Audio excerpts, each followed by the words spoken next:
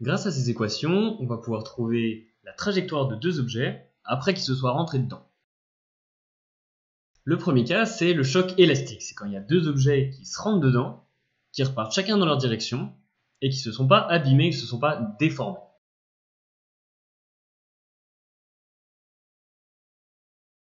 Lors d'un choc, il y a conservation de la quantité de mouvement.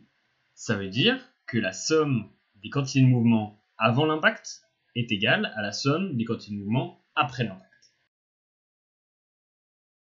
La quantité de mouvement elle est égale à la masse de l'objet fois sa vitesse. La vitesse elle a une direction, c'est un vecteur, donc ça va nous donner deux équations, une sur x et une sur y. Vous pouvez aller voir la vidéo sur les projections pour apprendre à décomposer les vecteurs des vitesses sur chacun des axes.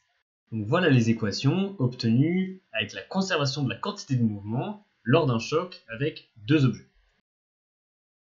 Lors d'un choc élastique, il n'y a pas que la quantité de mouvement qui est conservée, mais aussi l'énergie. Ici, on parle de l'énergie de mouvement, l'énergie cinétique, qui vaut la moitié de la masse fois la vitesse au carré.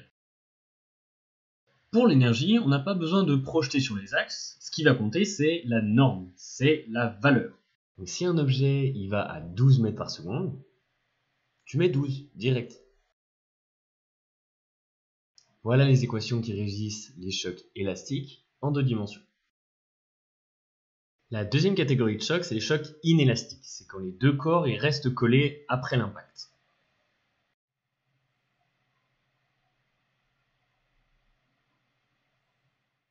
Dans ce cas-là, il n'y a pas de conservation d'énergie. La perte, elle se fait soit en chaleur, soit en déformation d'un des deux objets.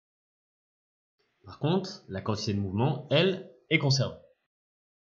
La quantité de mouvement après le choc, elle a un seul terme, puisque maintenant les deux corps sont liés entre eux. On va additionner les masses, et ils ont tous les deux la même vitesse.